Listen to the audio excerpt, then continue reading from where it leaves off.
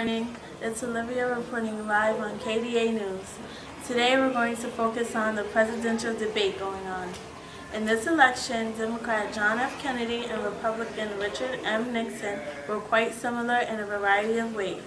For the first time in U.S. history, both candidates had been born in the 20th century, Nixon in 1913 and Kennedy in 1917.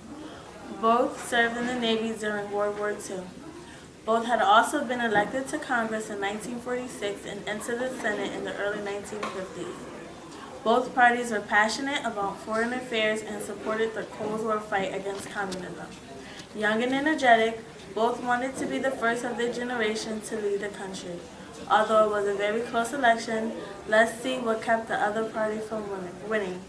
On to you, 1960, over 70 million viewers tuned in to watch the Nixon and Kennedy presidential debate.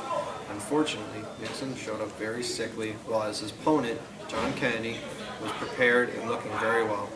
Anyone watching immediately favored Kennedy over Nixon for his appearance, but those listening through the radio thought Nixon was the real victor in these debates.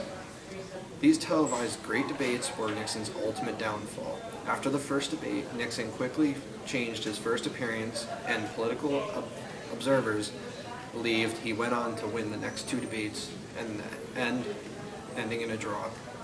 Still, many viewers paid attention to what they saw instead of what they heard. The votes were so close that it kept both men on edge. After the votes were casted and the results were made public, Kennedy had won and Nixon believed it was due to vote for him. With Kennedy's strong connections in Texas because of his running mate, and Illinois, home of Mayor Richard Daley. Later, journalists wrote that members of the Chicago mob may have also influenced the stronger Kennedy vote.